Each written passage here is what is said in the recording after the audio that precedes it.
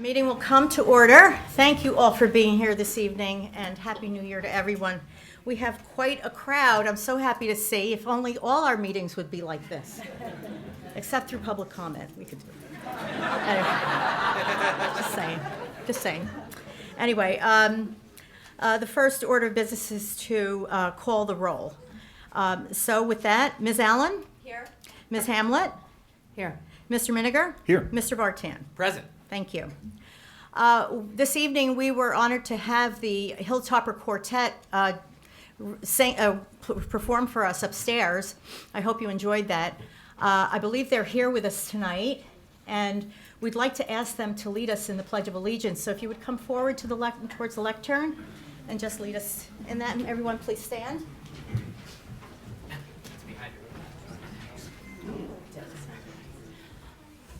Over here, you can face this way. All right, when you're ready. I pledge allegiance to the flag of the United States of America and to the republic for which it stands, one nation, under God, indivisible, with liberty and justice for all. Thank you. If the quartet would just please stay here, we'd like to express our appreciation for your performance this evening. So with that, we have certificates and a little bit of a gift card for each of you. So Julia Maheka, did I say that right? Thank you. Thank you. Julia Spear. Thank you, Julia. Iju Kang. Thank you. And Andrew Chung. Thank you so much.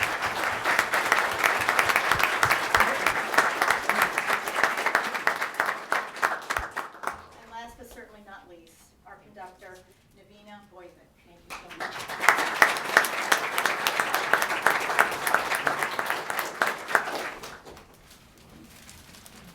Okay, you're welcome to stay, but if anyone has homework, we certainly understand. We're not going to hold you to that. Thank you. Go with them. Yes.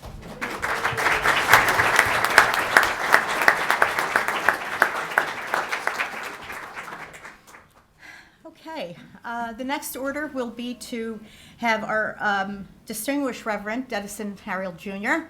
from Wallace Chapel, AME Zion Church, come up and deliver our invocation.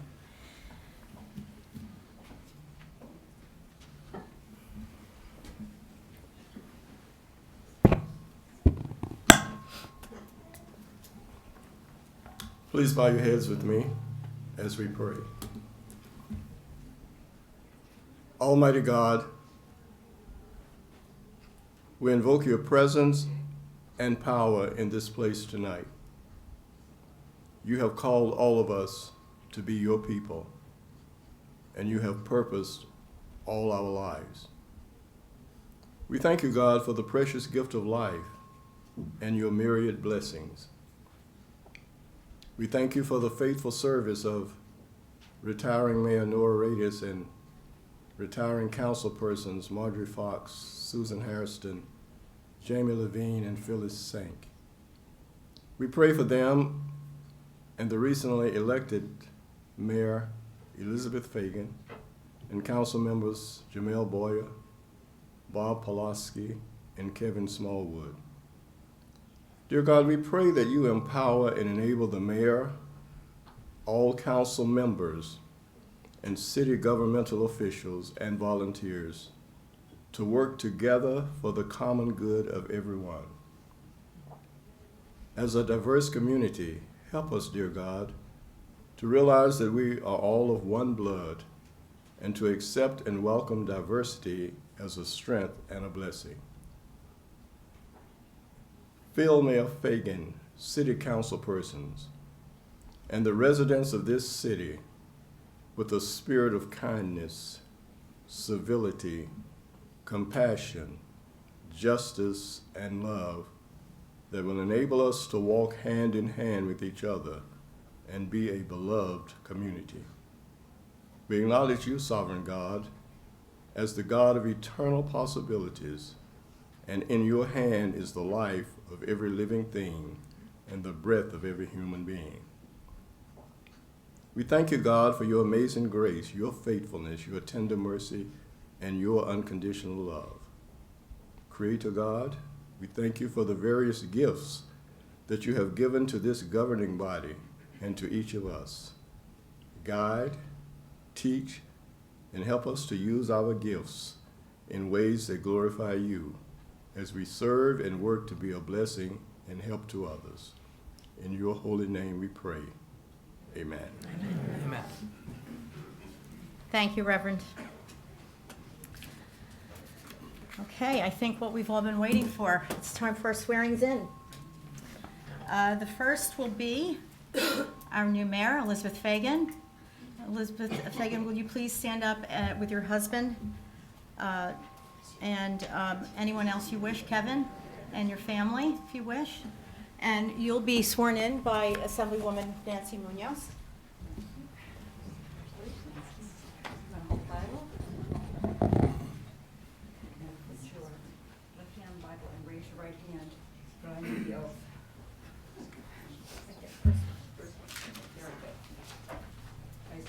Gather around.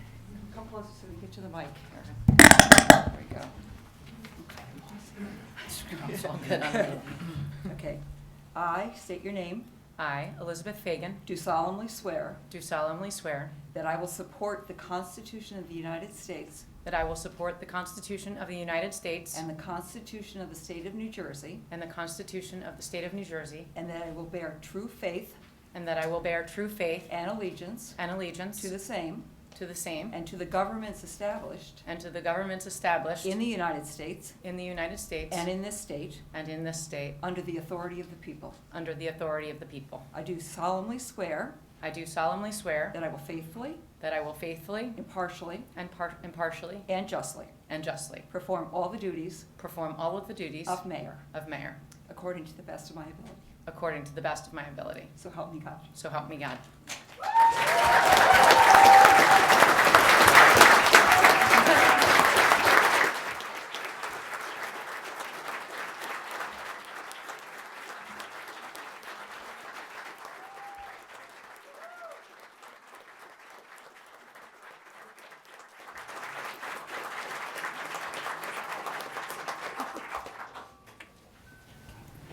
Congratulations. Thank you.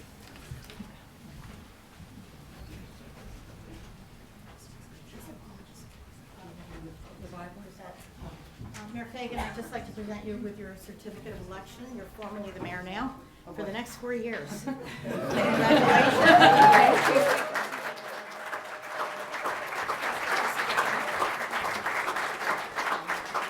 Congratulations. I'll just introduce you. Okay. Next will be our council members. First on board will be Kevin Smallwood. Would you please come forward, Kevin, and anyone else you wish to join you? And you'll be sworn in by our Assemblywoman, Nancy Williams. Congratulations. Please hold this. Your dad. Put your left hand on the Bible and raise your right hand. I state your name. I, Kevin Smallwood, Do solemnly swear do solemnly swear that I will support the Constitution of the United States that I will support the Constitution of the United States and the Constitution of the State of New Jersey, and the Constitution of the State of New Jersey, and that I will bear true faith and that I will bear true faith and allegiance and allegiance to the same and to the governments established to the governments established in the United States in the United States and in this state under under the authority of the people. the authority of the people. I do solemnly swear I do solemnly swear that I will faithfully, that I will faithfully, impartially, impartially, and justly and justly perform all the duties perform all the duties of councilman at large of councilman at large according to the best of my ability. according to the best of my ability. So help me God. So help me God. Congratulations.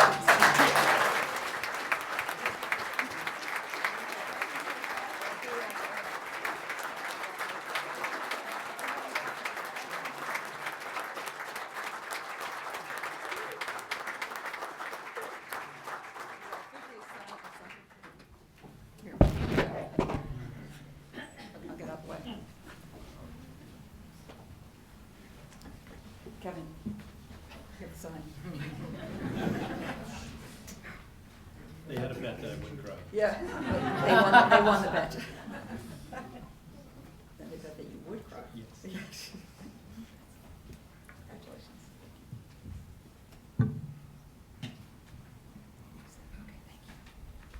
Kevin, before you take your seat, I want to congratulate you. Here's your election certificate, and you can take your seat at the dais. And that's yours. And sit down here.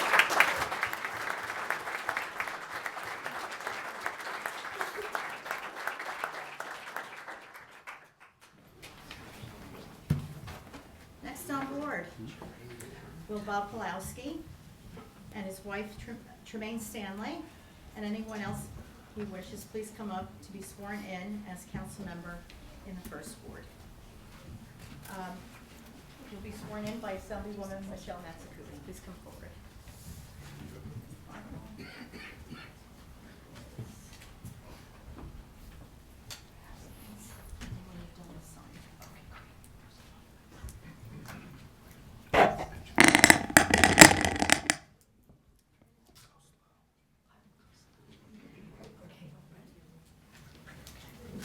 I state your name, I, Bob Pulowski, do solemnly swear do solemnly swear that I will support the Constitution of the United States that I will support the Constitution of the United States and the Constitution of the State of New Jersey, and the Constitution of the State of New Jersey, and that I will bear true faith and that I will bear true faith and allegiance and allegiance to the same, and to the governments established and to the governments established in the United States in the United States and in this state, and in this state, under the authority of the people. under the authority of the people. I do solemnly swear I do solemnly swear that I will faithfully, that I will faithfully, impartially, impartially, and justly and justly perform all the duties perform all the duties of council member of Ward 1 of council member, Ward 1, according to the best of my ability, according to the best of my abilities, so help me God. so help me God. Congratulations.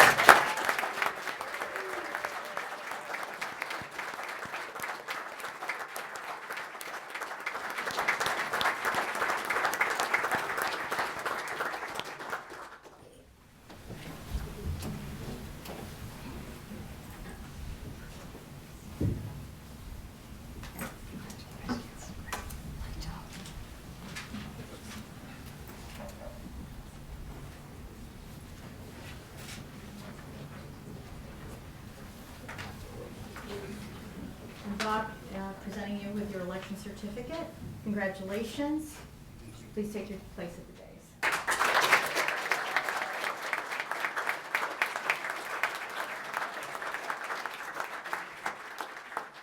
Okay, and last but not least, we'll be swearing in Jamel Boyer in the second ward. Jamel, would you please come up with your wife Shantae and Mickens, and anyone else you wish to join you. And you'll be sworn in by our Senator, John Brandon. Please stand come forward.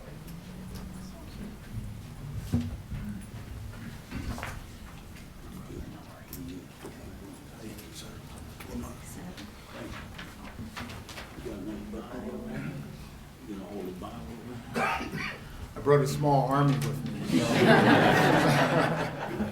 If you raise your right hand and please repeat after me. I state your name. I, Jamel Boyer, Do solemnly swear do solemnly swear that I will support the Constitution that I will support the Constitution of the United States of the United States and the Constitution and the Constitution of the State of New Jersey, of the State of New Jersey, and that I will bear true faith and that I will bear true faith and allegiance to same, and allegiance to same, and to the governments and to the government established in the United States established in the United States and in this state, and in this state, under the authority of the people. under the authority of the people.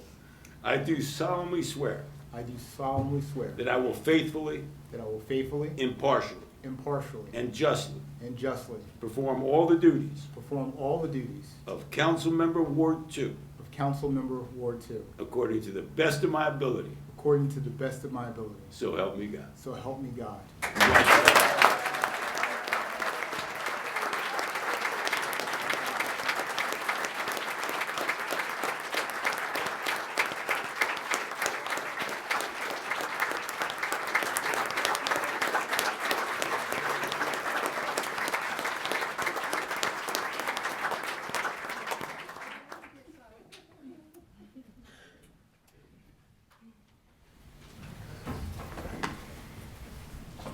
Councilmember Boyer, congratulations. Your election certificate. Please take your seat at the dais. On that side.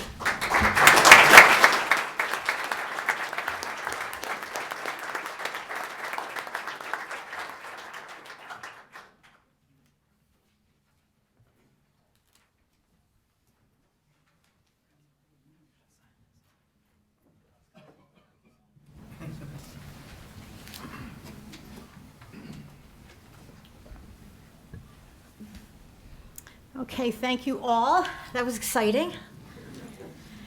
Our next order of business is to now elect our council president for 2024.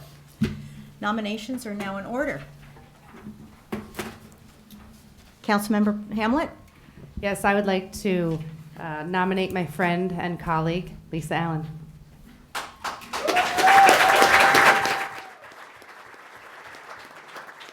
I hear a second? Second. All those, any other nominations before we go forward? Hearing none, all those in favor? Aye. Any opposed? Good. Okay.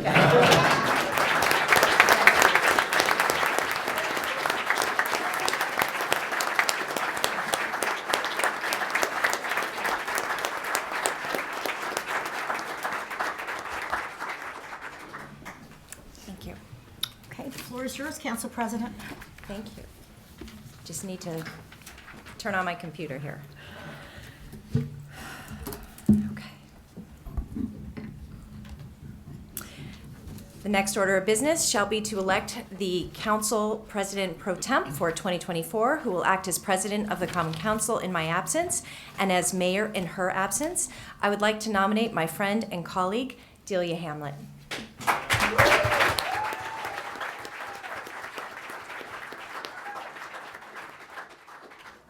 Do I have a second? Second. Do I have any other nominations? Okay. Hearing none. All those in favor? All those in favor? Aye. Opposed? All opposed? Any opposed? Any opposed? Okay. Congratulations, Delia Hamlet. Thank you very much. Thank you.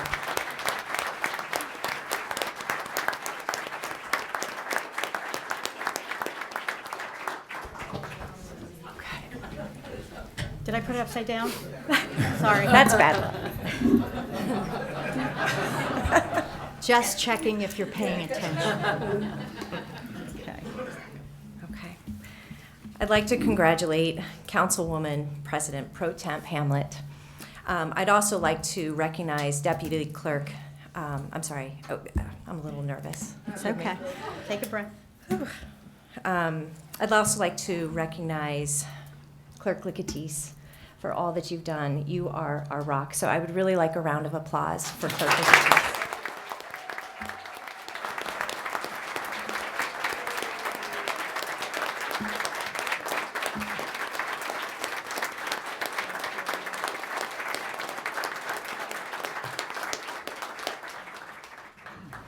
You do a ton for us, so thank you. And I'd also like to recognize Deputy Clerk Kotiga for everything you've done. You have made sure to round the cats and make sure everything was packaged nicely, so thank you. I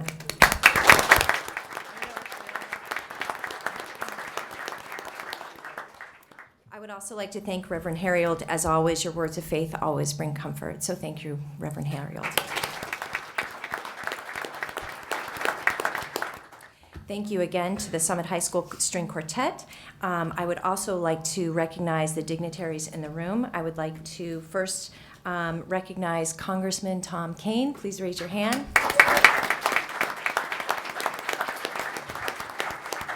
Thank you for coming tonight. Senator Bramnick.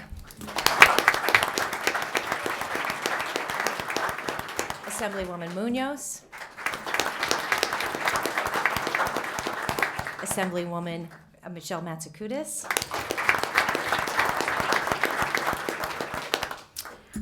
Superintendent of Schools Scott Huff.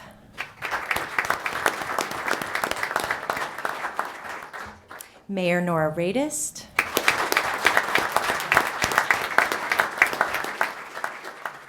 Council President Marjorie Fox.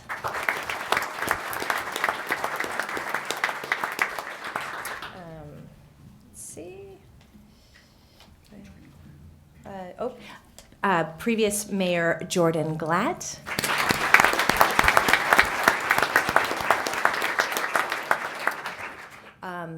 Previous council member Al Dill. Raise your hand. Former city clerk David Hughes.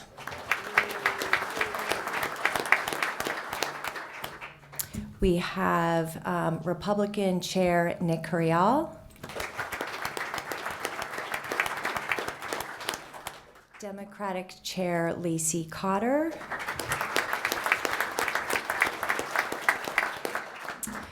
I would like anyone that I might have missed to please raise your hand so I don't miss you. Any county commissioners? Okay. Oh, Councilman Danny O'Sullivan. He's behind the door. Okay. I didn't miss anyone else?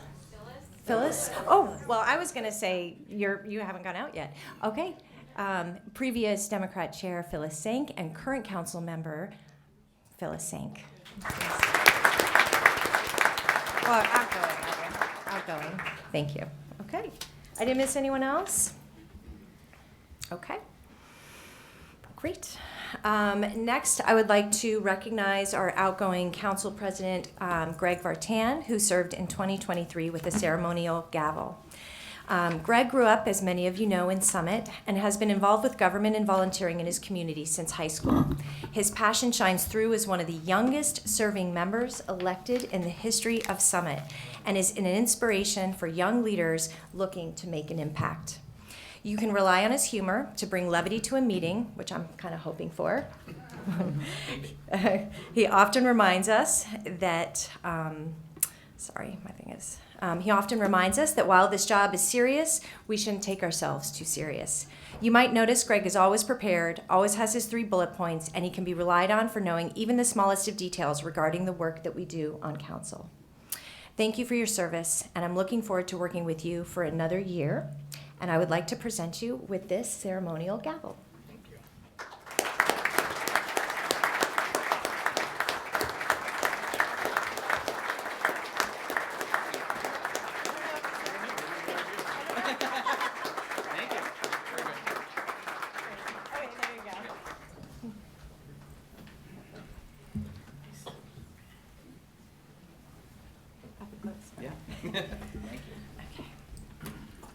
Okay.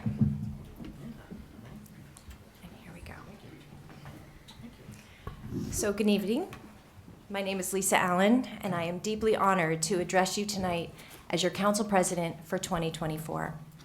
I want to recognize my husband and kids. I don't know if they're in here. Actually, I was looking for them. Can they raise their hand? Oh my gosh.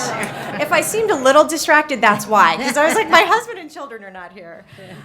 Thank you for your love and support. You are my rock and my source of inspiration and encouragement. So thank you for being here tonight, and thank you for everything you do. I would like to thank all of you here in the room and watching TV tonight to being a part of this very important event. Whether you have ever been here before or you're experiencing this for a second time, this is one of the most important meetings that we could possibly attend in the city. Tonight's meeting is called the organization meeting because it's where we swear in newly elected officials and we reorganize our council for the upcoming year. In a larger sense, this meeting is the hallmark of every new year, which represents new beginnings filled with excitement, optimism, and hope. We're continuing to build on the good works of prior Summit councils while embracing new ideas that inspire positive change. This meeting is also the opportunity to recognize our volunteers that live here who generously give their time and talent and help keep Summit a wonderful place to live. It is an evening where everyone actually agrees on one thing, that Summit is the best place to live.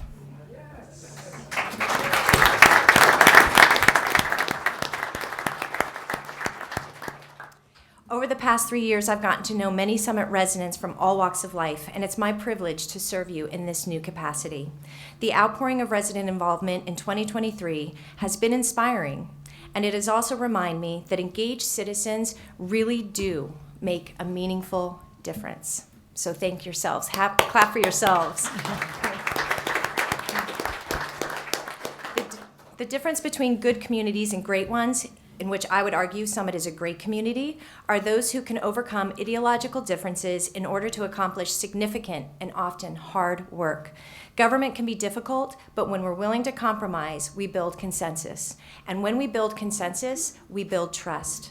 Trust is the connective tissue that binds all of our relationships together and makes us the community that we are. Sitting in this chair today, I'm aware of the enormous responsibility it requires.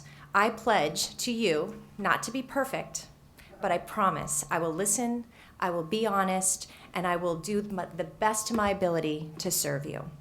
As we move forward together, there's important work to be done in pursuing our goals, but our priorities are straightforward: public safety, community engagement, and fiscal responsibility. First and foremost, safety is a matter that transcends politics and personal agendas. It's our duty and responsibility to keep our community safe. If we do not feel secure in our homes or in our neighborhoods, nothing else matters.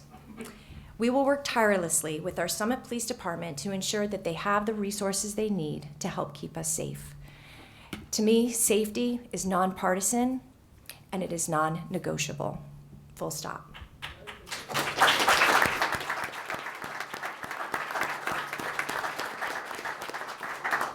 Without a doubt, I believe that community engagement is the foundation of good governance. Council's role is to listen and take action on initiatives and do business that benefits our city. And we're going to be busy this year. We'll be assessing park renovations, playgrounds, fixing infrastructure, studying sustainable environmental solutions, identifying affordable housing opportunities, while staying hyper-focused on what resources we need to keep our residents safe. There will be many competing interests, and we all need to ensure that we do what it takes to get things right, efficiently, effectively, and responsibly. We acknowledge our taxpayers work hard for their money, and we want to make sure that we deliver for you. Our aim is to govern based on the core principles of municipal government. As we embark on this journey together, whatever comes our way, I know that we're going to face this together as a team and as a community with common purpose. Eleanor Roosevelt once said, "The future belongs to those who believe in the beauty of their dreams." Let us all dream together of a summit where safety is assured, where citizens are actively engaged, and responsible stewardship of resources leads to a prosperous and harmonious community. Thank you.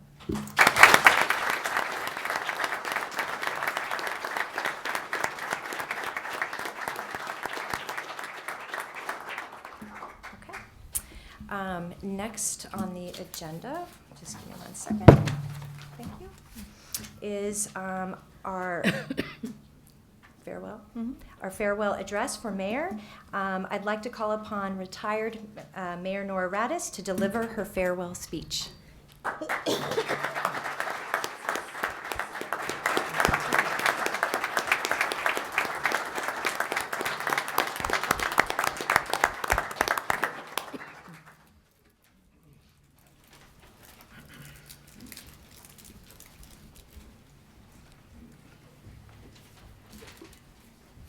Good evening, everyone, and welcome again to the 2024 organization meeting of the Summit Common Council.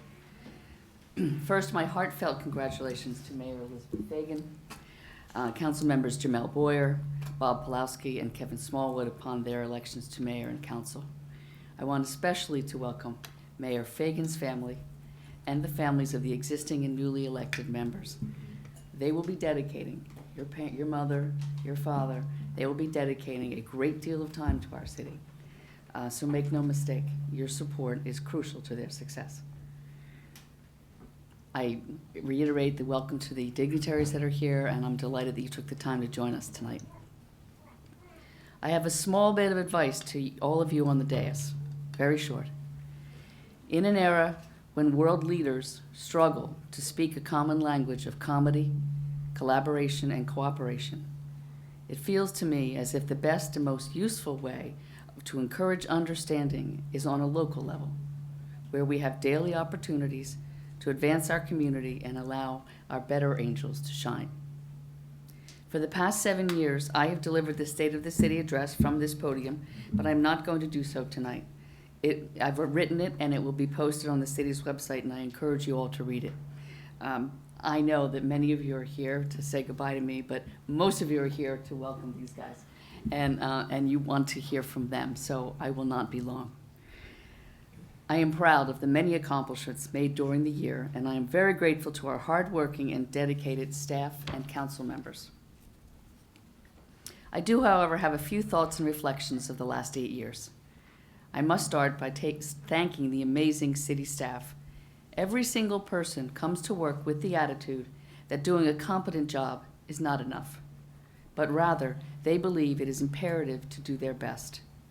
It has been my honor and privilege and pleasure to work with you. The council members with whom I have worked over the years are dedicated to making our city the best it can be.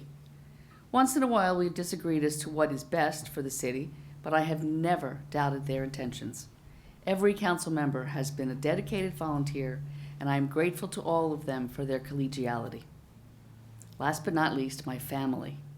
Rob Radest, where are you? Thank you for your unwavering support every day for over 8 years. You never complained when I was out many nights in a row and left you hot dogs and a can of beans on the countertop.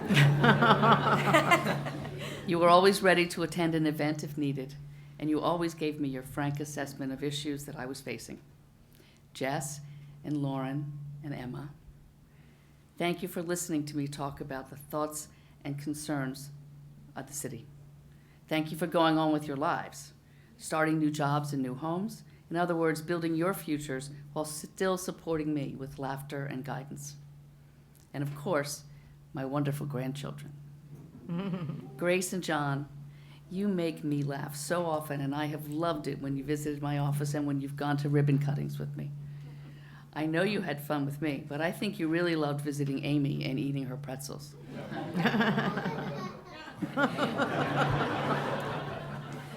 Thank you, and I love you both. I have not forgotten your baby sister. She's only 2 months old, and yet she has already brought great joy to our family. And to think that when I was starting this job 8 years ago, you 3 were not born. Mm-hmm. Oh my gosh. Many people have thanked me for serving as mayor, saying that the job must be exhausting, thankless, and maddening. I'm here to tell you that being your mayor has been a great honor and a pleasure, one I will never forget my entire life. Of course, there have been some frustrating and disappointing moments, but the vast majority of our residents and business people are kind, honest, and cooperative with each other and the city. As is true everywhere, there's a small group in town that seem to be determined to be unhappy no matter what, but that's just the way life is. I believe we have to make decisions guided by what will do the greatest good for the greatest number. That said, as mayor, I strive to listen to every person who reached out to me with issues and concerns. When possible, with staff help, we were able to fix the problem, and when not possible, I tried to explain why. One thing I did not anticipate when elected was that I never knew what was going to happen on any given day. When I walked into this building on May 30th, 2017, I immediately knew something was terribly wrong. Indeed, our beloved Detective Matt Tarantino was killed in a car crash that morning. We were shocked and shaken to the core. City Hall staff is like a family, and Matt was surely a star of that family. It was my job to be a source of strength and support. That was not what I had expected when I woke up, but I now know that the job is rarely predictable. From the beginning of my first term, a primary goal has been to be available and attentive to everyone who lives or works in Summit. I tried to take advantage of every opportunity to engage with our citizens. I will never forget the day that we learned that Governor Christie was stopping all municipal construction, including the Morris Avenue Bridge. For those of you who haven't lived in town for a while, that was a big deal. But until the legislature passed a gas tax. Understandably, residents were up in arms, and our communications chief jumped into action to hold a press conference to protest the shutdown. After several months, construction resumed. Residents were still angered by the delay, and it was quite difficult for passersby to see any progress. I remember setting my alarm for 2 a.m. so I could go to the bridge and video a Facebook Live of the crews connecting the main sewer line. I thought that would bring encouragement to the community. And of course, COVID presented unique challenges to effective communication. With the help and guidance of our communications team, I was able to utilize Facebook Live, videos, Zoom meetings, and even recording children's stories at Hometown TV, which the kids could watch at home during the lockdown. We got through the pandemic because of the hard work and diligence of City Hall department heads and staff, the calmness of council members, and the resilience of our residents, business owners, and community organizations. We are truly a blessed community, and we witnessed what we can do when we listen to the needs of each other and work together to address those needs. I am grateful for everyone in this community and for all of your support. Thank you for your support for the last 8 years, and I'll see you around town. Thank you.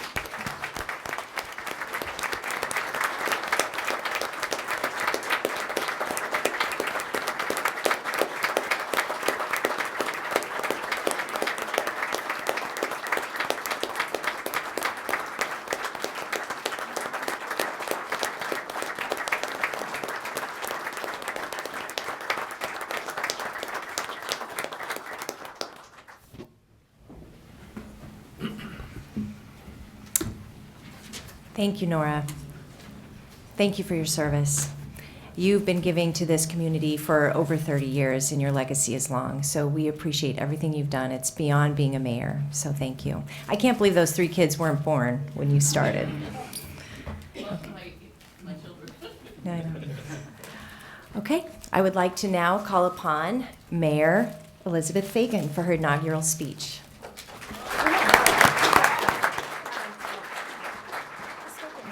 Oh, okay. You know what, Nora? Elizabeth would like to give you something. Sorry, I should have kept you up here. I'll work out the kinks. Thank you.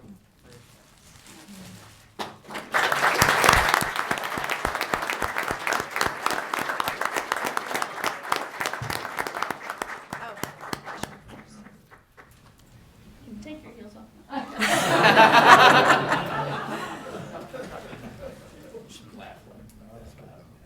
Of course. Thank you.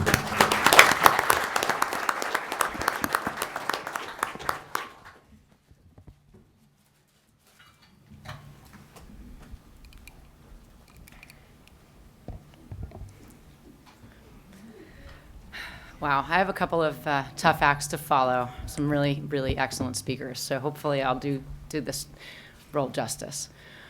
Good evening. The spectacular town of Summit has been built on the work of thousands of volunteers. We must always acknowledge and thank them. The outgoing members of council have given their time and energy, and we thank you for leading the city. Mayor Nora Radest has been the consummate volunteer. Thank you for your service to our community for decades, but especially the last 8 years as our mayor. Retiring committee and board members and councilwomen Marjorie Fox, Jamie Levine, Susan Hairston, and Phyllis Sank, thank you for your dedication to the city of Summit. We are all grateful for your service. As I stand before you this evening as the new mayor of our much-loved city of Summit, I am filled with a profound sense of responsibility and optimism. In my 23 years as a resident of Summit, local physician, and community volunteer, my focus has always been on serving people. And now, as your mayor, I am committed to extending that service to every aspect of our community life. Our city is an incredible place to live and work and raise a family. You may have heard the Together for Summit team say we believe we can make it even better. The Hilltop City can be the GOAT, the greatest of all time. Our priority is to ensure that every citizen feels connected to the services they need and has a voice in our government. This is not just an administrative responsibility. It is a steadfast commitment to each one of you. As we reflect on the November election, Summit's citizens soundly embraced our platform of improving public safety, providing transparency in government, and promoting responsible development. This council will deliver on those commitments by working with our administration and first responders to help our citizens feel safer, listening to all of our citizens' viewpoints, being transparent in our deliberations, and protecting the character of our wonderful town. We will always discuss our objectives openly and with civility. Health, both physical and mental, will be at the forefront of our agenda. A healthy community is a strong one. We plan to work closely with local nonprofits, community groups, and schools to create and implement programs that support our physical and mental well-being, starting with participation in the Mayor's Wellness Campaign, a statewide program focused on community wellness. Safe neighborhoods are the bedrock of a thriving town. We will collaborate with law enforcement, first responders, and community leaders to ensure that safety is a reality in every corner of Summit.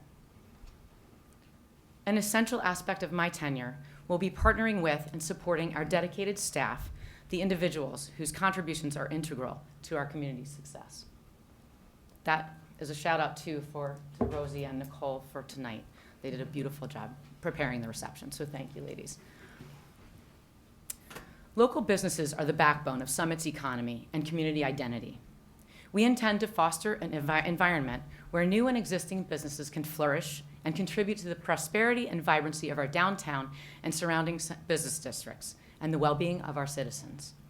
Since our public schools are our crown jewel, we look to elevate all of our schools to the status attained by Lincoln Hubbard this year, the #1 elementary school in the state.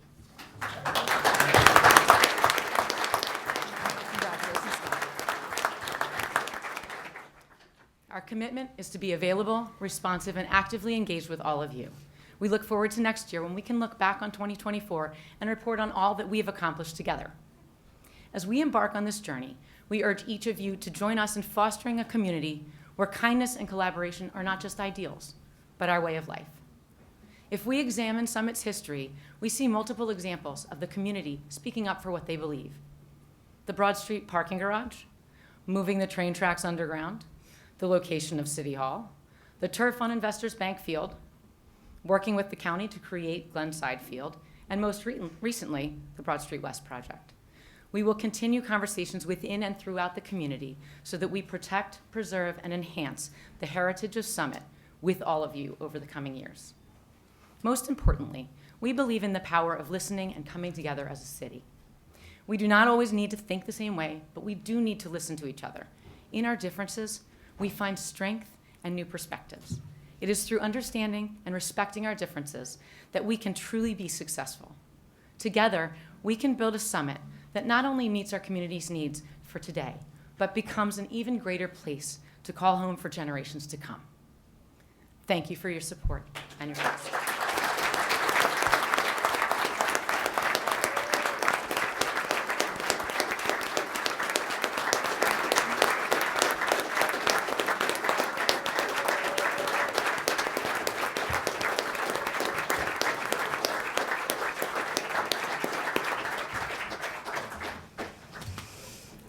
Kevin, would you like a tissue? I think we have some on the dais. At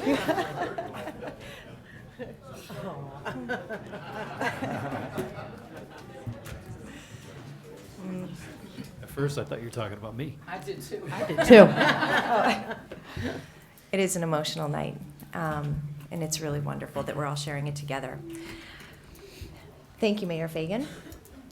I would now ask retiring council member Greg Vartan as 2023 council president to please recognize retiring Mayor Nora Radest for her service, as well as ask retiring council members Marjorie Fox, Jamie Levine, and Phyllis Sink to please come forward. Although I don't think, is Jamie not in the room tonight? Yeah, Jamie's not here tonight. Okay. So, yes, Phyllis, Marjorie, and Nora, please come up.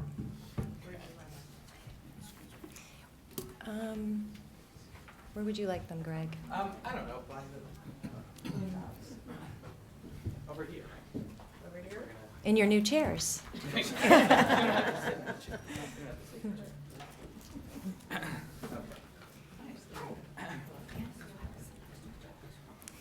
Good evening.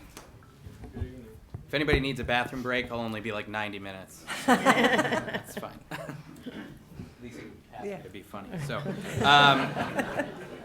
first, I will add my congratulations to my new colleagues, Mayor Fagan and Councilmembers Smallwood, Pulowski, and Boyer. I will add my words of congratulations and thanks to the members of your family, who by sharing you with the community are also engaging in acts of service and sacrifice. Next, many thanks for the kind words and the gavel, Madam President. In a city of 22,000 people, few have the opportunity to represent our community on council, but even fewer become council president. As you are no doubt already learning, it is both an awesome responsibility and a tremendous honor.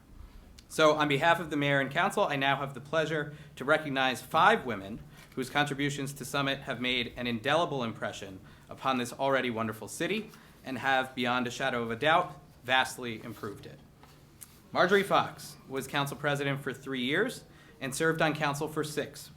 While she was a member of council, Marjorie was an advocate for education and helped lead the city's response to the pandemic.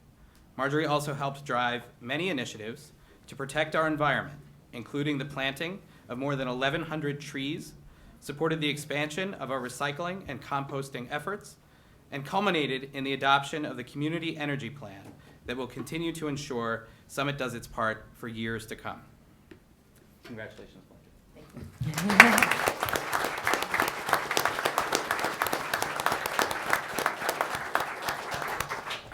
Susan Hairston made history as the first woman of color to serve as a member of council, as president pro tem, and as acting council president in my absence. While Susan was chair of the Health and Safety Committee, our police department successfully achieved prestigious accreditation from the New Jersey State Association of Chiefs of Police. She promoted diversity, equity, and inclusion so that city staff more closely represents the demographics of the community. And in our day and age, when the loudest voices demand the most attention, Susan was a consistent advocate for those voices who are softer and those who cannot speak for themselves. To those who put their faith in Susan, she never disappointed. And she's not here this evening.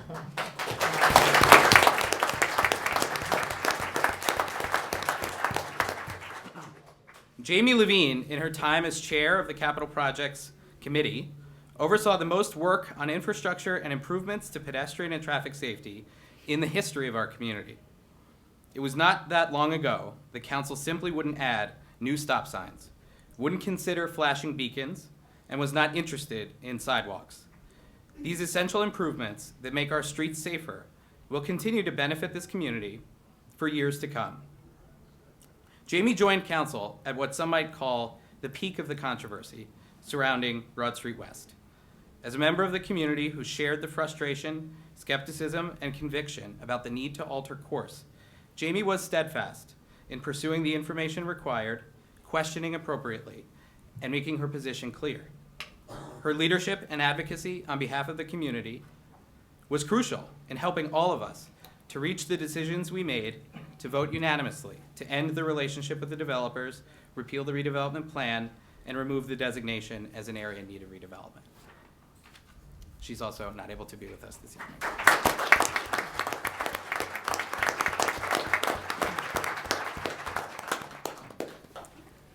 Phyllis Sank's time on council was short, but for the last 3 months of this year, we needed someone to join us who was calm, whip-smart, and resolute. Phyllis understood the assignment, and she aced it. Her moral conviction and strong leadership was the driving force behind the recent adoption of the International Holocaust Remembrance Association's definition of anti-Semitism. Taking this step was critical because anti-Semitism was growing at an alarming rate even before the events of October 7th and the war in Gaza. Summit can now begin to address this problem by having a definition for it. Congratulations.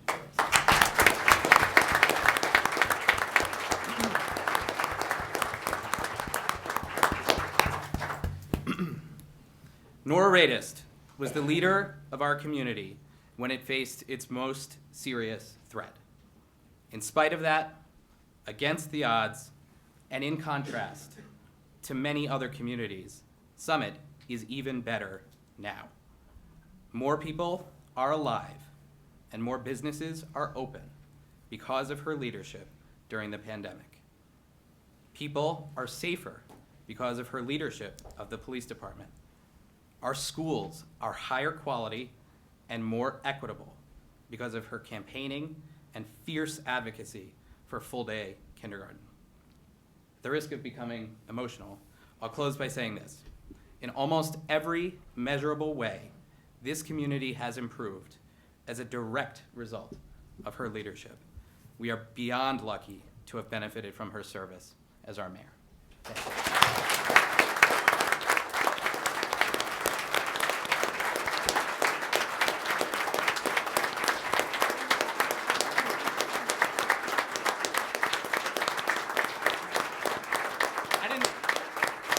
I didn't say it, but they're getting the chairs. They're getting the chairs up here. Yes.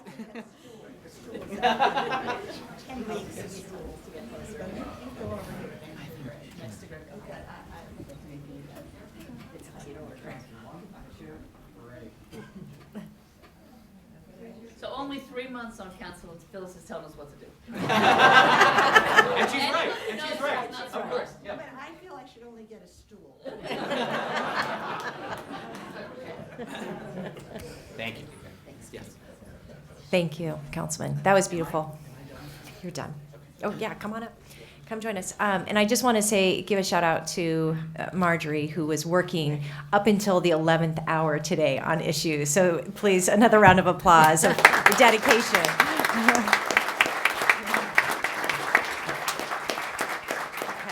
Okay, on to volunteer recognition.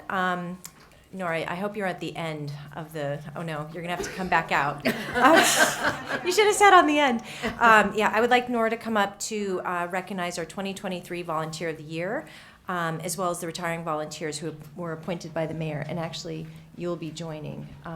You're gonna give away the bowls. Oh, okay. Okay, Give actually. away what it is. Oh. It's a surprise. Forget you heard that.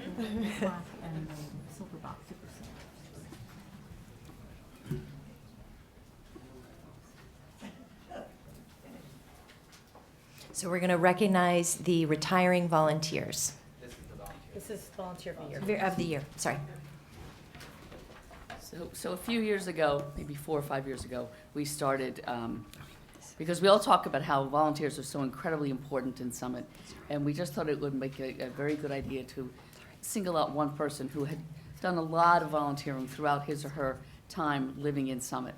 And our first Volunteer of the Year award went to Tom O'Rourke. His wife Laura is here, and I'm very happy to see you, Laura. So I'm happy to announce the Volunteer of the Year award for 2024. I'm delighted to announce that this volunteer is presented to Sandra Bloom.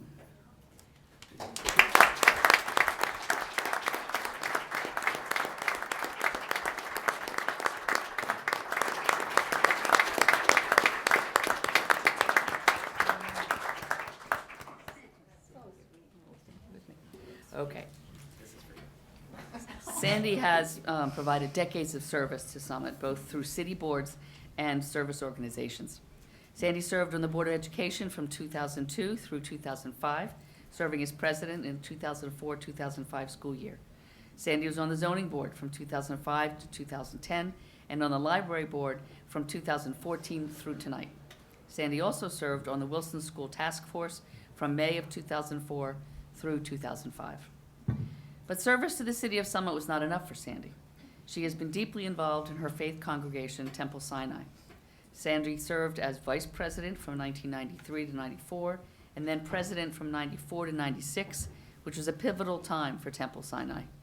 Sandy is currently the co-chair of the Cantor Search Committee and has assumed so many unheralded volunteer activities that it is difficult to identify all of them. She always steps up to do any job necessary. Her quiet yet assured manner instills confidence and admiration. She listens to diverse opinions and builds consensus. Lastly, Sandy served on the board of the Summit Area Public Foundation, now known as the Summit Foundation, from 2014 to 2022. Is anybody tired yet? I mean, I'm exhausted. As Grants Committee co-chair from 2014 to 2018, Sandy led several initiatives to improve the lives of many of our residents. She brought key stakeholders together to discuss basic needs in Summit, including housing, hunger, health, and poverty. Sandy and the Summit Foundation helped make Summit a nexus for assistance true to the mission of improving our neighbors' lives. During the COVID pandemic, Sandy was a driving force on the Foundation's Grants Committee to consider emergency grants to nonprofits. She encouraged the Grants Committee to act quickly, and they did, providing those grants in early March 2020. She was a vocal proponent of the Foundation leading the effort to start Sustain Summit to support our small businesses. Over $700,000 in grants were awarded to local business owners and employees. In my conversations with Sandy's colleagues, common themes have emerged. Sandy personifies the scales of justice. She always objectively weighs evidence on its own merit. She begins her decision-making with considering what is best for this community or the group. She is prudent, but has an intense curiosity. Sandy never backs down from a difficult decision or from delivering difficult news. She stands firm and fair, even when it would have been easier to avoid a conflict. Sandy Bloom is an amazing volunteer, not to mention a wonderful wife, mother, and grandmother. Summit is a better place because of all the time, energy, and intellectual rigor you have shared with your Summit community. On behalf of your Summit friends and neighbors, thank you from the bottom of my heart.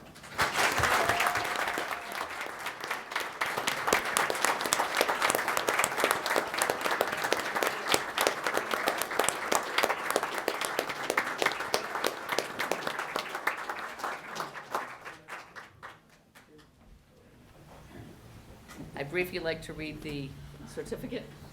In recognition of your many contributions as a dedicated community leader and visionary, your outstanding ability to communicate with a wide variety of people in a respectful and compassionate manner has greatly benefited our community. You understand the importance of honest listening as well as speaking. In appreciation of your generosity and countless hours of community involvement, and for being a shining example of volunteerism in our community. Presented to you this January 3rd, 2024 by Greg Vartan and me. Thank you.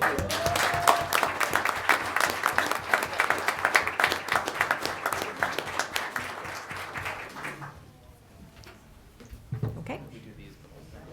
All right. Now we'll do the recognition of retiring volunteers appointed by the mayor.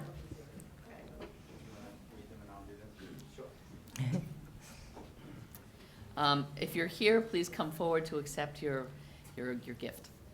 Donna Miller, who's retiring from the Board of Education. Okay. Kelly Mohalian, for Education, Environmental Commission. No. Christopher Sprague, Environmental Commission. No. Sadie, come back and get your vote.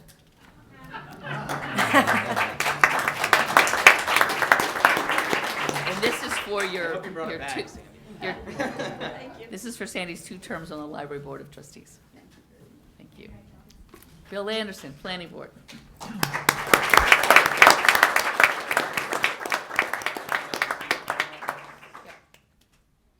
Bill has been on the Planning Board for a long time and has been a great steward, so thank you.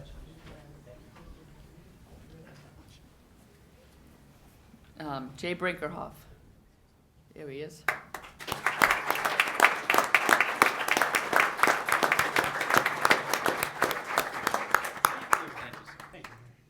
Jay has also been on the planning board for 10 years. Yep. Donna Miller. Yes, you're here.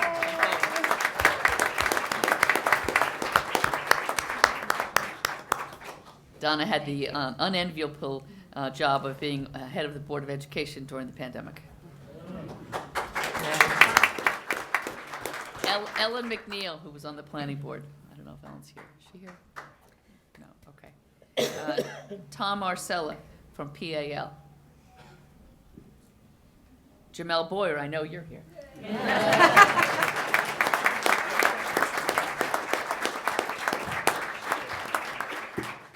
Tyrell Dagner from PAL.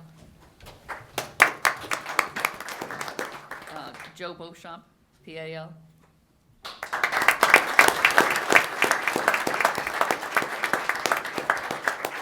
Thank you. Serge Mazua.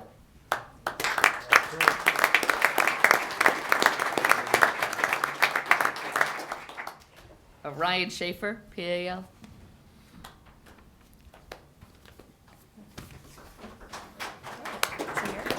Okay. Cheryl Barr from Summit Public Art. Brian Carpenter, Summit Public Art, co-chair. Thanks, Brian. Ellen de Havilland, co-chair, Summit Public Art.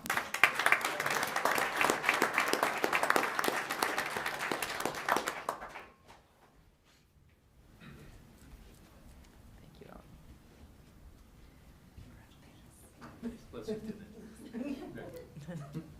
Vicki Lederman, Summit Public Art.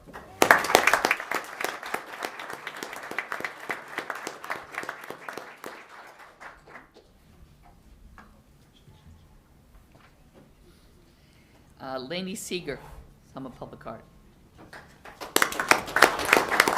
Sarah Walco, Summit Public Art. She's the Visual Arts Center liaison. Okay. Laura LeMayo, Community Programs Advisory Board. John Staunton, Board of Health.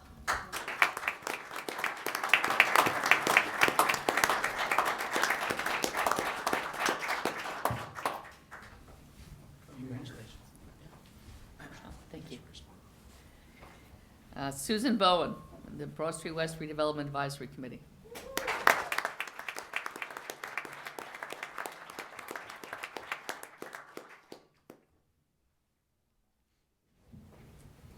Thank you, Susan. Jan Cho, Broad Street West Redevelopment Advisory Committee. Matt Kaplan, Broad Street West Redevelopment Advisory Committee. Kevin McGoey, Broad Street West Redevelopment. Michael Curran, Summit Economic Development Advisory Committee, Board. Paul Formicelli. Oh, no, you're here. Yeah, here. And Paul's here. Yes. Thank you so much. Thank you.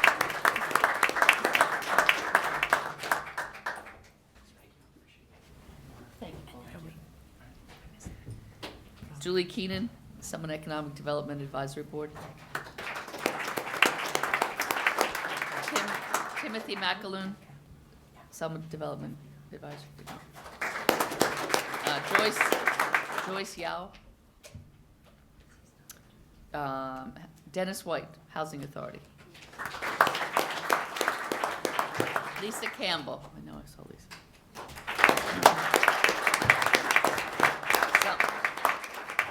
Lisa served on the Summit Parking Advisory Committee. Thank you, Lisa. Irene Esposito, Recycling Advisory Committee. Walter Gonzalez, Zoning Board. Dave Mullen, Zoning Board. And Broad Street West. Liz Newell, Zoning Board.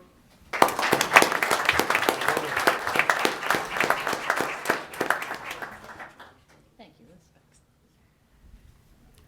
Diana Sager, Zoning Board. Stephen Spur, Zoning Board. Well, we appreciate it. We'll make sure we get these to everyone who's not able to be here. And I've sometimes thought in the past that, you want me to come out to another meeting just to thank me? So I fully understand that sometimes people don't want to come out, but for everyone who's here and for those who are not able to be here, we truly appreciate all the time and energy you put into the committees, boards, and commissions. So thank you very much.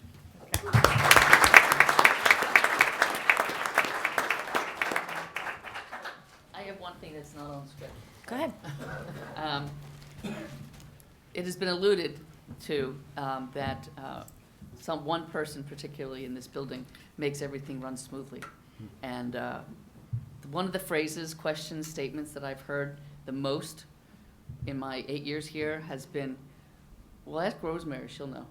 Or, I don't know, does somebody know? Where's Rosemary? She's not here? She's not here today? So I am beyond grateful to Rosemary Licatis because she is the oil that keeps this building running. And she has been through a lot lately.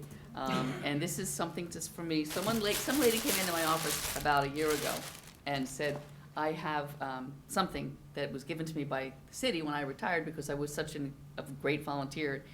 And she said, so I'm going to give it to you because I'm moving to an old person's community and I don't have space for all the stuff I have. But I cherished it. It was always on my desk. My grandchildren loved it. And I can't think of a better person to pass this on to than Rosemary.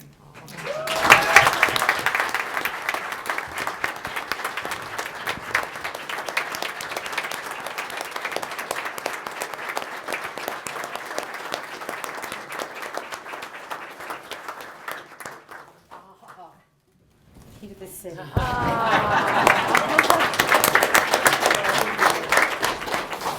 It's been my honor and pleasure to work with you, Nora, and with all the council members who are retiring. I love you all. You know I love you all. All right. Thank you, Nora. Thank you, Greg. And thank you to all the retiring volunteers. It's because of you the city is really runs the way it does. So on to the announcement of 2024 appointments. Because there are so many, in the interest of time, I'm only going to read, I'm actually. Council Standing Committee. Oh, the Council Standing Committee. Oh, I don't have the. I don't have. Oh, I got it. Hold on. I got it. It's underneath my desk. You haven't memorized that yet? Actually, I probably do, but I don't want to get it wrong.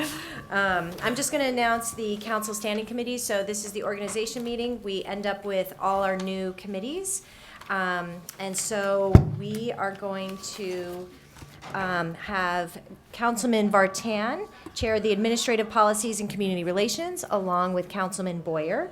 We're going to have Councilwoman Hamlet chair Capital Projects and Community Services, along with Councilman Vartan. And we're going to have Councilman Smallwood chair the Community Programs and Parking Services. He will be on with Councilman Miniger. Councilman Miniger will continue to chair the Finance Committee, along with Councilwoman Hamlet. Our resident lawyer, Councilman Bob Pulowski, is going to chair Law and Labor, along with Councilman Smallwood. And Councilman Boyer will run Safety and Health, along with Councilman Pulowski. So those will be our council committees for 2024. And so I think we will get a lot done this year. So congratulations, everyone. Our next will be the announcement of 2024 appointments.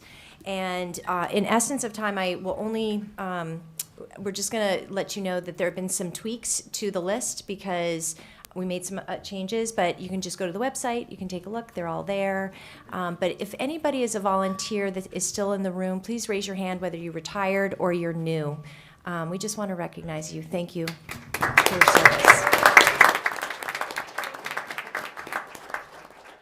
Okay. The final list will be up on the website tomorrow. Okay, final list will be up on the website tomorrow morning. Mayor, would you like to say anything? Yes, the mayoral appointments will also be on the website, and in the interest of time, so you all can get home and go to bed, we'll leave them on the website. And there are a couple of tweaks as well for those compared to the original packet. Great. Thanks for being here. Okay, on to the consent agenda. We have several annual resolutions that we take all at once. Do I have a motion to approve the consent agenda as presented? Actually, Madam President, can I pull out one, the first one, Sure. for us to vote on separately, perhaps? Because I'm going to dissent on that. So you want, yes, you can absolutely do that. So we're just going to do a consent agenda from 2 through 10 under Law and Labor, 1 through 3 under Safety, and 1 through 13 under Finance. We'll vote on one separately. Okay. So do the vote. Do the consent agenda, and then you'll go back to Do the balance, okay. Councilmember. So do I take a motion? Yeah, motion Okay. on the consent agenda. Motion on the unless- Oh, 2 through the end. All right. I'd like to make a motion on the consent agenda through, for the items 2 through the end. Yes. How many do we have? Let me just make sure I have that number. 2 through 13. No, it's 2 No, there's through several 10. there. Oh, okay. There are several committees, so just 2 through the end of the list. 2 through the end of the list. Yep. Do I have a motion?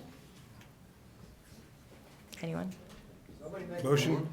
Need a Delia? motion to. There's actually one, sorry, through you, Council President. There was one more I wanted to comment on as well. I Well, do believe you it's, want to comment, or do you want to, dissent. okay. Well, you guys, I mean, you understand, you can vote no Yeah, on a consent agenda, say, I vote yes as to all except number 4. oh, sure, okay, You can do it that way if you want. that works even Opposed better. to pointing it out. Thank you. Yeah. Well, I want to talk about why I want to do Right, it, too. that's fine. Yeah. Okay. Okay. Yeah. So do I need a second No, you have a for second. You need a dissent? motion first. I need a motion. You made the motion. Yeah? No, you're not going to pull anything out, correct? You're just going to vote separately on one of them. Is that correct, Councilman Miniger?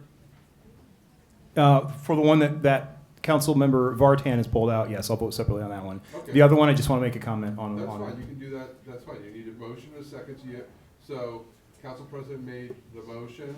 I think Councilman Pawlowski seconded it. Second. And Yep. so now you can. So are we dialoguing only on the ones that he's pulling out currently? No, Or right now, we're talking gonna about the vote on consent agenda? And Andy Miniger right now, before you vote on it, because now you have a motion and a second, he can make a comment on one of the consent agenda items you want to make a comment on. This is Sure. the time to do it. Okay. Thank you, through you, Council President. Yep. So when it comes to zoning and planning, first of all, I want to thank everybody who is being appointed tonight, volunteers, everybody who submitted an application. It's a really big deal. Thank you for coming through in a big way this year. There were so many applications, and for willing to put your time in to make the city better. When it comes to appointing people to zoning and planning boards, here is how it typically happens. There are full members and there are alternates. Alternates get some experience, the same experience actually, as full members, but they only vote when somebody's absent. When there's a vacancy, alternates, with all the experience and institutional knowledge, they move up into the full member spot.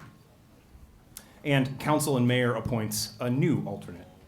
Here's what we're about to see happen tonight. This council has given special preference to more inexperienced people and have decided to skip over the alternates who have training and have multiple years of experience on these boards.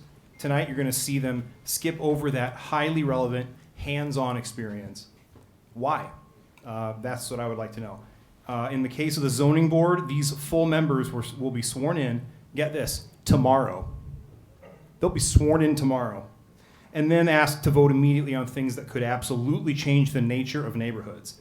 The outgoing chair of the zoning board sent an email warning about this, in fact, and I quote, "The learning curve for new members can be particularly steep and time limited to allow veteran members in addition to other resources like our zoning officer, board secretary, board attorney, and others to build trust, share their own experiences, and ultimately equip the newly constituted board to begin its work."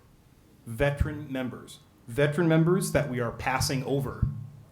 We're passing over veteran members, and I wanted to know what reason we're doing that. Was there a litmus test that made you decide to skip over genuine, professional, hands-on experience on both the zoning and planning boards?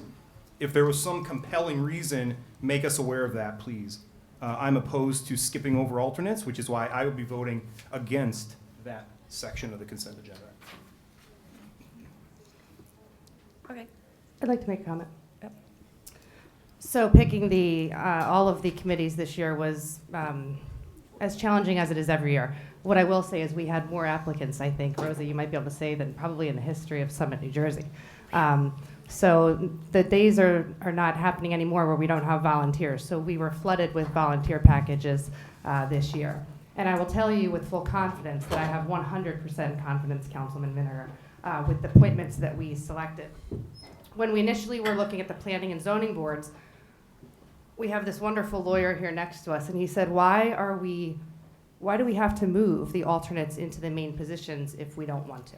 And we were told, well, that's the way it's always been done, or that's the way that we have to do. So what I did after that was I said, I don't know much about the alternate positions at all, but let me reach out to Steve Warner, who is our attorney on retainer right now, that would be appropriate to ask those questions to. He responded, Delia, it was my pleasure to discuss the land use board application process with you earlier today. I would be happy to further discuss the intricacies of the process and how it works, both generally and specific factually discrete instances with you or anyone else you choose. In the interim, in response to your example below, if the term of 4 full regular members expired, the appointing authority, the mayor for the planning board and the common council for the zoning board of adjustment is not required to promote any, let alone all, of the 4 alternate members to those regular member offices, but may choose other residents to fill in any of those regular member offices. The following materials are instructive and attached hereto. Cox Book sections 3-2 to 3-4, NJSA 40-55 D23, D23-1, and 50D-69. Don't quote me on the exact ones, but I'll post it later. The relevant portions of the City Summit Code concerning the composition of the planning boards 35-2.1 to 2.5, and the relevant portions of the City of Summit Code concerning the composition of the Zoning Board of Adjustment. 35-3.1 to 3.6. I wasn't really prepared to answer this, but you're challenging me tonight, Andy. Also, for ease of reference, here's the link to the Summit E-Code page with the links to the applicable ordinance provisions. And again, I will post this, but what I will say is we did have actually a lot of people retire from the zoning and planning boards. To give you another example, Steve Spur moved from zoning to planning, and we had a lot of qualified members, and we thought it was the best decision. So I stand behind our decision. Three Council President, one quick thing. There's a difference between what is legally allowed and what's best for the city, but I think you answered my question. It's legal. Good. Yeah, good. I mean, I feel confident with our selections. But thank you for your Can I add on to that? I think just because it's allowed to do, I think the point is it the right thing to do, right? When tomorrow, the zoning board is gonna meet on a full agenda of things, they're gonna pick their professionals for the year. And I think that, this is a situation where if we have people who are more experienced, especially when it comes to the zoning and planning board, when it's the character of neighborhoods that we're talking about, to me, I think we absolutely would want to favor the people who already have experience in that area. But so I'm going to join with Councilman Miniger in dissenting on that one also. But I have another thing if we're moving on. No, I would just like to say is this, that when there was an opportunity for a full membership that came open on the zoning board to both council members, you chose to appoint someone without any experience into that full membership position, overlooking the exact person that we're speaking about tonight. So I'm just going to say that this is a celebration of the city. I recognize the frustration that you feel that perhaps this person should have been promoted from an alternate to a full membership. It was already a precedent set by you that to put someone in that position over her. I don't think we're talking about a specific person. I think we're talking about the principle, right, of the idea that people with experience should move up. Well, it directs to a Versus- person because we are talking about a person, because it's a person in a position. So my point being is the position for membership existed at one time. You plucked someone from another board, bypassing that person who was alternate, and you put somebody from another board into a full membership over that person. And so the precedent has already been set. The people that we have appointed to the zoning board many have lived in town for 30 years. People who give their time, understanding that we are going to disagree on this. But there are a lot of people that have gotten appointed tonight that do have experience. The person you are referring to did not get moved from the zoning board. She will still be there, and potentially in a year from now, she can move up or be reappointed. So I would just like to say that the precedents had been set by actually leapfrogging her last year when you had the opportunity to go ahead and promote her and her experience. Council President, if I may. Change is going to be difficult. And you voted for new people into office for change. And I get it. There's some things that's going to be hard, and some things are going to be difficult, and some things people may not like. But we are going to change things. And on the campaign trail, I've said many of the times that I wanted to see new people in committee positions. And I will always be transparent in what I say to you as residents. I wanted new people and new ideas. So I think change is good. And I just wanted to just make that comment. Thank you.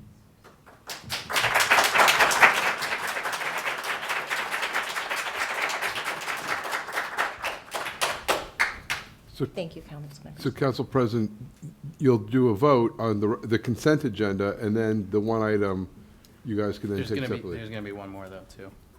Well, the consent agenda has been seconded and moved. Right, yeah, but I'm just going to talk about something else, too. Oh, okay. On the consent agenda. Not number one, though. Not number one. Right? Yeah, well, number one, yeah. No, number one's separate. Oh, okay, we're doing that one separate. You're doing the vote on consent Yeah, yeah. agenda except for number one. That sounds good. You can do that. Okay. Yes. If you Okay. want to. Madam Clerk, I'd like to take, okay, Madam Clerk, I would like to take a roll call vote. Great. Mr. Boyer? It's a roll call vote. Yay. Councilman? Yeah. Ms. Hamlet? Aye. Mr. Miniger? Nay. Are you saying nay to the whole consent agenda? Well, there's, Through, sorry, there's a piece of the consent agenda, Susan. yes, Mr. Jacoby suggested that you can say. Yay to the consent Yay, agenda but with, except but nay for as number to two, or whatever number it two, or was. whatever one you want. You Whatever don't have to one say no you're to the whole not- consent agenda. Okay, so I can pick out something that I'm saying. Yes. Yes, exactly. Okay. So you're saying yay and nay to which What- item? The appointments. Number two, for the, number 3. 4 for the record. Yeah. 4. Number.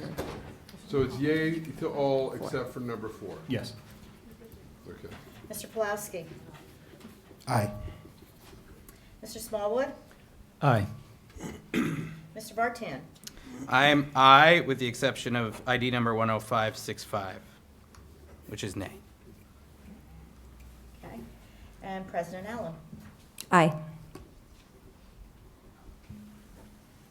Okay, so Now you have the one remaining item that was on consent agenda, which was removed, which is item 1, ID 10566, establish 2024 council rules. So you need a motion and a second, and then you can have a discussion on that. Okay. Can I have a motion to discuss Resolution 10566? Second. Motion. No, may I have a motion? Did anyone make? So- Yeah, you're supposed to motion, not second. Your motion? So, Did the motion. Mr. Pulaski, if you could make the motion? I'd like a motion to pass consent agenda ID number 10566. Correct, we need And I need a second? Second. Now you can have a discussion. Okay. I'm going to open the floor to Councilman Vartan. Thank you, Madam President. I want to point out and make public my objection to the council rules as written. Rule number 14 has been altered in a dramatic and potentially damaging fashion. The words, "No member shall be permitted to withhold their vote without permission from the Common Council," have been struck out, and the rule has also been edited to say a call for ayes, nays, and/or abstentions, that part has been added, can be made by any member present. So I object to the creation of an option for council members to abstain for many reasons, but I'll pick 3 to highlight this evening. Number 1 is allowing the option to abstain formalizes, makes acceptable, and excuses unpreparedness. Under previous council rules, by needing to vote either yes or no, council members and city staff are held accountable. There can be no question if a council member votes yes, then they are supportive of the measure. If they vote no, they object to it, or they lack adequate information to support it. Abstention creates ambiguity and questions around the thinking of that council member. Why a council member abstains is a question that potentially may be never answered. Number 2 is this brings to Summit one of the more alarming and frustrating characteristics of the state legislature. Every year, members of the General Assembly and the Senate abstain or are allowed to be absent from hundreds of votes. By being able to abstain, this allows legislators to avoid potentially controversial votes, effectively escaping the ire of party leadership and most certainly favoring politics over policy. This practice should definitely not be allowed in Summit. And third, from my point of view, abstention is really more like abdication of responsibility. We work hard to campaign, listen to voices of our neighbors, and convince them that we're the best person to represent their values and their priorities. If a member of this council can't do the most basic thing by forming a position and taking a vote, then that member of council doesn't deserve to be elected and should let somebody else do the job. So again, for those reasons, I can't support the rules as written, and I will be voting against them. Thank you. Through you, Council President. Absolutely. So I agree with Council President, I agree with Councilmember Vartan. I would like to ask our city attorney something really quick, if Sure. that's okay. How would this affect quorum? So what happens if you have 3 people who vote aye, 2 who vote nay, and then 2 who vote? So it depends on what the vote's for. The quorum is, as long as you're present, you have a quorum. So there are certain votes, certain bond ordinances, et cetera, that require supermajorities, a majority of the full membership of the council. So I'd have to do it on a case-by-case basis. Abstentions are permitted in Robert's Rules of Order. It's not illegal, and just so everyone knows, an abstention, people get this wrong a lot. They think, oh, an abstention means a no. An abstention means no vote whatsoever. And I can give you an example. I just litigated a case on a school board for the appointment of a board member to fill a seat, and the fight was over, did they need to have a majority of the full membership, which would have been 5 votes. And we argued successfully that, no, you don't need it, you just needed 4 votes. There were 2 abstentions. Abstentions do not count as anything. They do not count as a vote. So they are legally permitted. They are acknowledged in Robert's Rules of Order. But I think that will have to come up on a case-by-case basis. Generally, the big items are any type of bond ordinance. Like, so for example, when you guys do the bond ordinances for the joint meeting, that requires a majority of the full membership of it. So an abstention, a no vote would not be no vote, but we might not have enough to pass a bond ordinance. Thank you very much. And I move to amend this, by the way, to restore the section that says you cannot abstain. I'll second that. Okay. I'd like to make a comment. Wait, so it's like you just made a motion to amend and a second to say you cannot abstain. So what we'll do is you have to vote on that issue first, and then we'll go back to the main motion. I'd like to call for the ayes and nays on that as well. Not the ayes and nays and abstains. I would like to give Clerk Lickitese, you have a question? May I ask my question before Sure. we take the vote? Yes. Okay. Mr. Jacoby, if there's a worst-case scenario where the majority abstains, does the item die, or does it get carried to the next meeting for reconsideration? You What can carry it happens? to the next meeting for reconsideration. I've had that situation in other councils where there's just not enough members. It might be, 2 people are absent. There's going to be an abstention. You're not going to get enough votes. So there'll be a motion to carry it to the next meeting. As you know, if it's a bond ordinance, it's published, et cetera, so then it might die, you might have to reintroduce it. Right. But I'll give you guidance as that comes up. Okay. Generally speaking, if you have a quorum present, and the vote requires just the majority voting, so let's hypothetically say you have 7 members, 5 members, make it simple. 3 people are there, 3 people show up. As long as 2 vote yes, it passes. So I'll just give you the guidance as the items come up. Most of your items just require a simple majority vote. Right. So remember, an abstention doesn't count, but it doesn't defeat quorum because the person who could vote is there creating the quorum. They're 2 separate things. There's a quorum and then there's a vote. Right. Council President, just a quick question. Although I would probably abstain on this whole thing, but would it make a difference if we added some language in there where you had to explain why you would abstain from a certain vote? I just wanted to throw that out there to the council members. Yeah. Would it make any difference? Well, I can say one thing. There are, so when people recuse themselves, they're abstaining. And there are instances when you are legally required to abstain from a vote. So to say you can't abstain is kind of incorrect because you guys have had situations, I can recall 2 different council people, because of their involvement in different organizations, et cetera, they actually recuse themselves. Their recusal, stepping off the dais, is an abstention. They're not voting. That is an abstention. So, if you're abstaining because there's a conflict, that's totally legally appropriate. What you're suggesting is not inappropriate either. For if somebody says I abstain because people, let me just give you another example. You might have a situation where you have new council people here.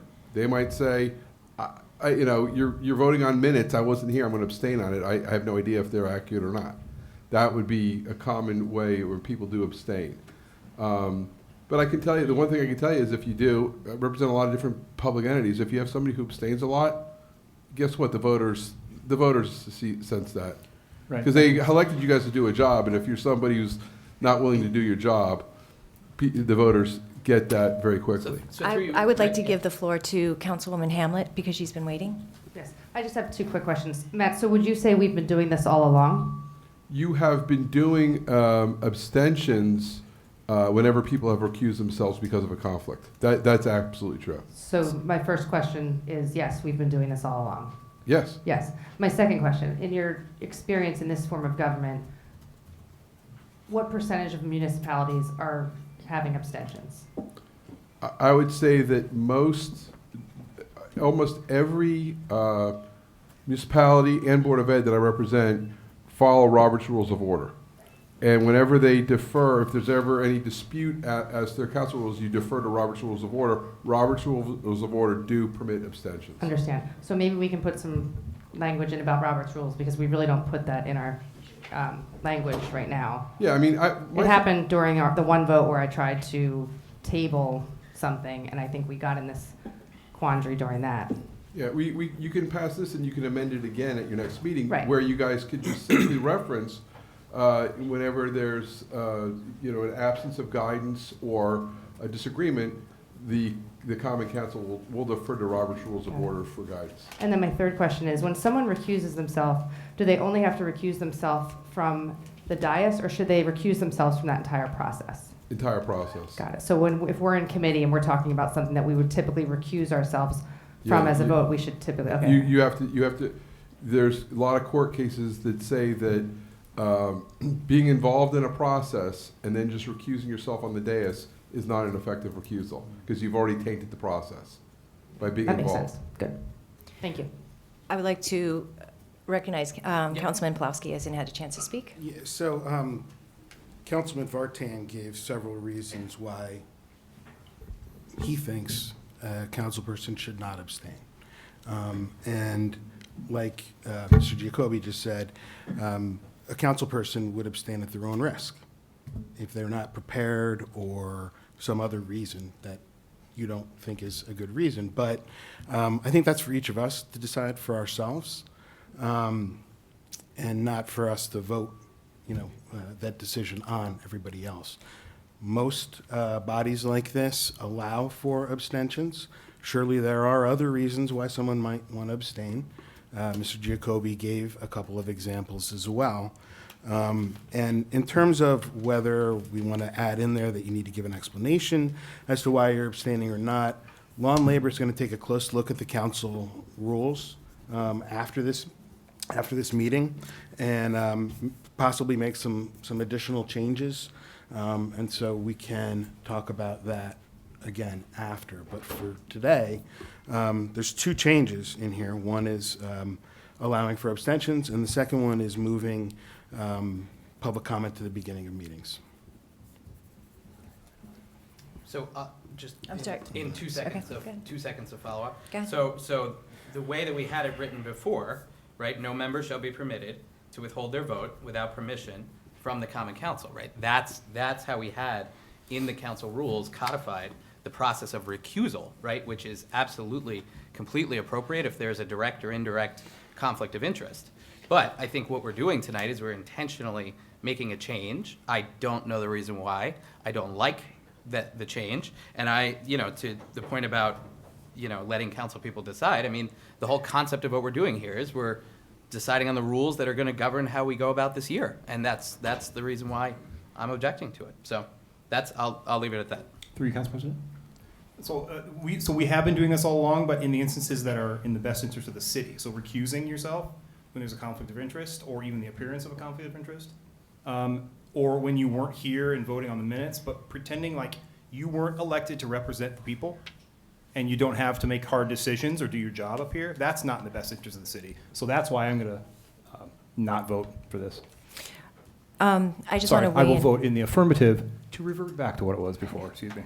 Okay. So in terms of the abstention, so let me just give an example. When we had spoken about the COC, I voted no against the COC. It would have been beneficial, and I spoke to both of you about this, it would have been beneficial to be able to abstain because I felt like we hadn't quite got to a place where we had enough information to vote on the COC. But what happened was you end up having to vote a hard no, and people don't understand that I wasn't against entirely the COC and helping, and working with our nonprofits, but I had to vote no rather than yes, even though I felt like we didn't have enough information. So abstention does provide an opportunity for us to have a little bit of wiggle room But I would say this, is that I recognize your concerns, and we have every intention of having Law and Labor look at this.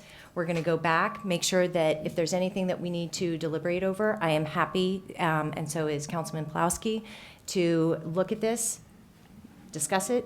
We have to make some other changes, administrative changes to the rules, just to make sure that it's in first person.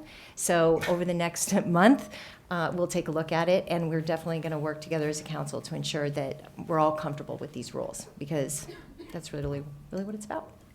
So, does anybody have any further comments? I have one.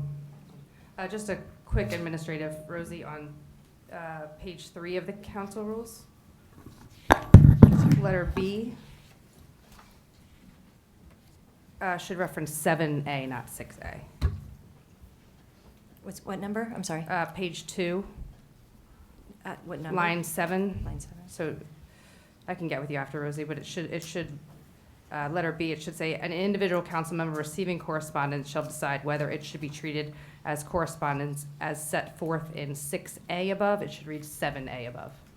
Okay, so letter B should say 7A. Correct. Okay. So And That's just a scrivener's error. You Yep. can correct that. And then the last thing I will say is that I'm certainly advocating for emailed public comments to be a part of the official packet, but I know that we're not all as comfortable right now with getting those in, but that's something that I would really like to advocate for. Mr. Giacobbe has said that our city clerk would not have to read them, which I know she's happy about, but it would be my goal, Councilmember Pulowski, to look into that over the next month, and I know that that's something that's really important to the public. A lot of the times I hear from residents that they simply can't come to a meeting, but they really do want their information heard, and I will hound you over that one, Mr. Pulowski, so hopefully we get it done. We will look into it. Okay. So now you have the first motion to amend the motion, so there should be a roll call on that. Then following that, you go back to the primary motion and second, which is to vote on the council rules for 2024.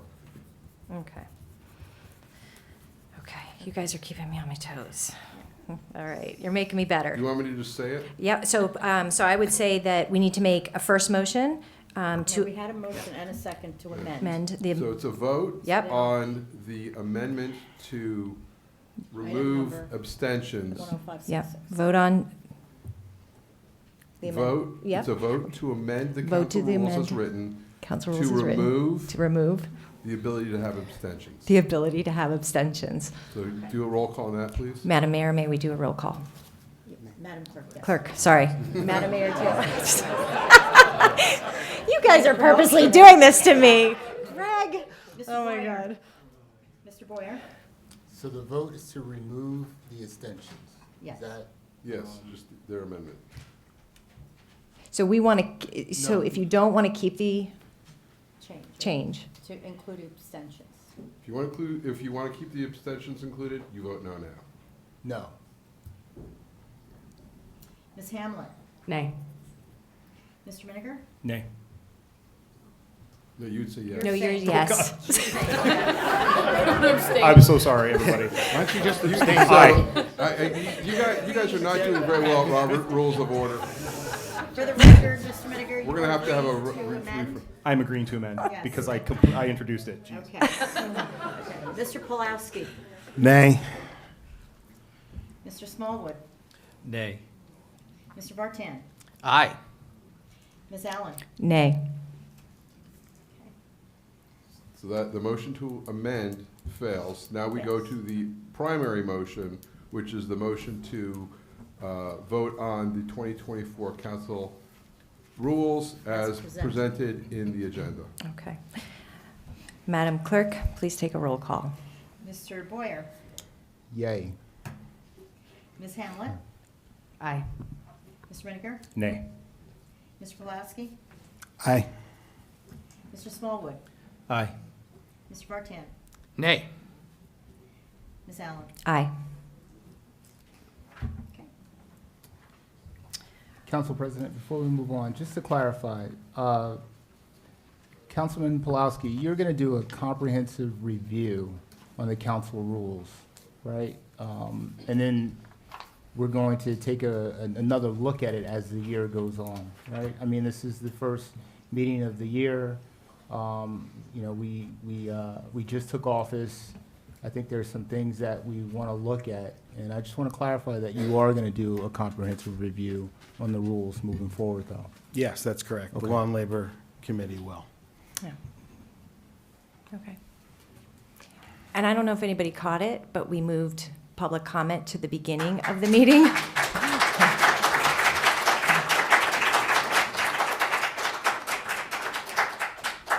So since we just voted on the rules, it's, public comment is at the end for this meeting, but the next meeting it'll start with public comment. So I would like to open it up to the floor for public comment at this time. I can't help but sit here as a former councilman, and it's like a trigger. Sir, can you take your name and address? for the Al record? Dill, 16 Montrose. This is a quiz. Council, you're not involved. Okay. You're up there. You're the liquor authority for the city of Summit. You must vote on the renewal of a license. But every council member is a member of that organization. Do you abstain? How do you handle it? So at the next meeting, you should all come up with your answers. You're not involved. Nobody can talk to him. But it's a pleasure to see the new members.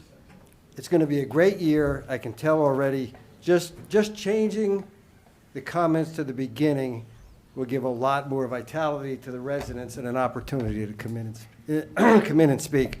So good luck, and I'll watch you on TV. Thank you.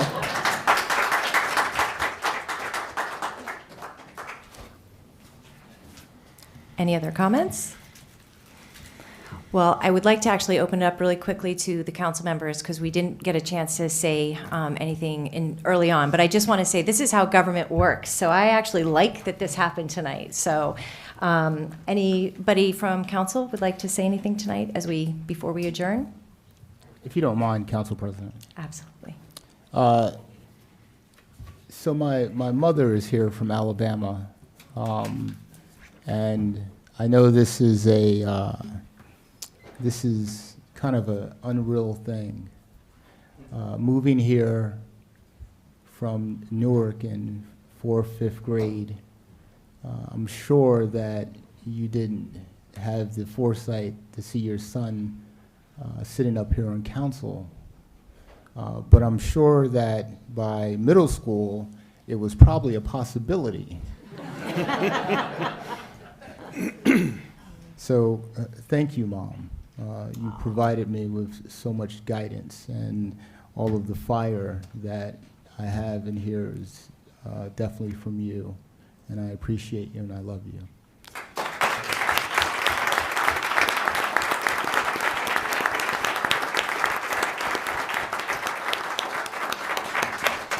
Now, the last thing that I would say to the residents of Summit, this is a town that has raised me. This is a town that I feel comfortable in. I feel comfortable with the environment, with the people. On this campaign, I've been welcomed into homes by all different types of people, all different religions, all different nationalities, all different ethnicities. It reminded me of a town that is just so special, where as a child, I went on trips. I was shown the world.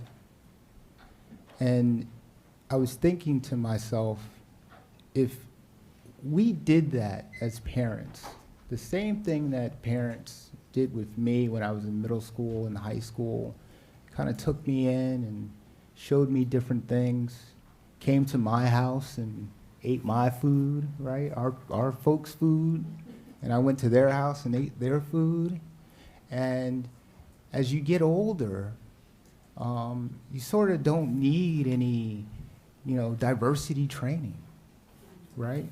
It's a natural thing, and diversity should be natural. But it depends on us taking each other in and embracing each other as a town. Now, I will say that Summit is definitely bipartisan, because Susan Harrison is the first woman of color Democrat, and Jamel Boyer is the first man of color Republican. It doesn't get any bipartisan than that, right?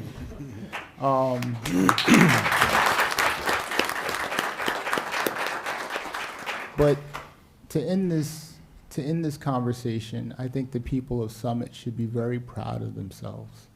I think you have shown great courage. I think you have shown the flexibility of understanding different ways of thought, embracing different things, and I appreciate you. And I think the ideology that we hear on the news all the time is that, hey, one party is this and the other party is that. That actually didn't play out in this town. And I truly appreciate that. And I thank you all. And I will do my best up here to represent every resident of Summit, to be transparent and not to always vote down partisan lines, but to vote what I feel is right. Because righteousness is justice, and you can't have justice without righteousness. So I thank you. Thank you, residents. I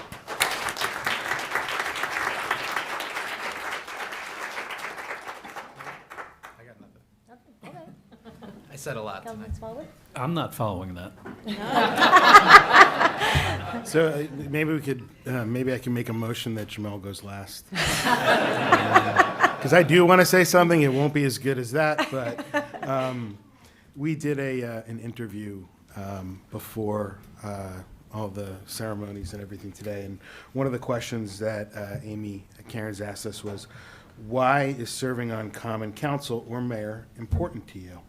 And my answer was, this is my hometown and I love it. And I owe a debt to Summit that I'll never repay, but serving on this council is a way for me to try to help give a little back. So I'm humbled to take this seat. I'm honored to represent my town on this council, and I'm hopeful that we can take some measures this year that will make the everyday lives of all of you just a little bit better. So thank you.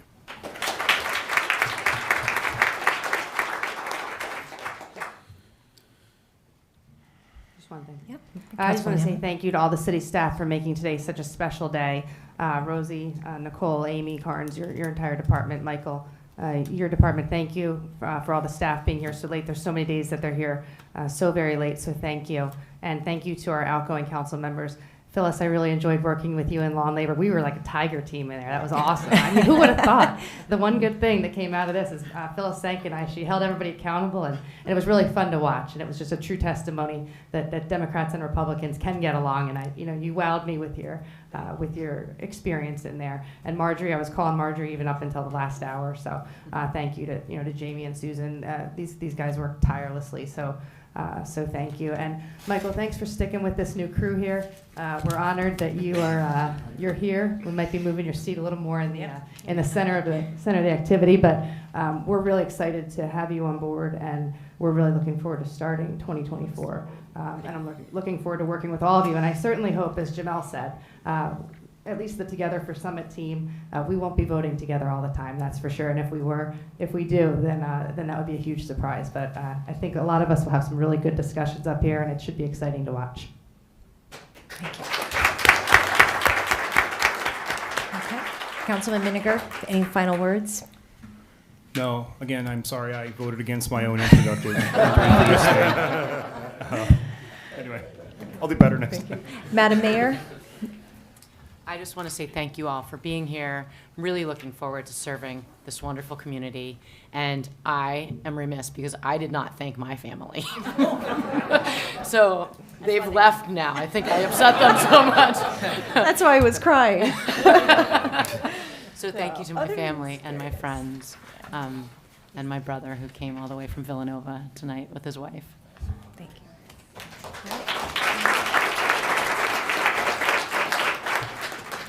Thank you, everybody. I'm going to make a motion to adjourn. Second. Anybody?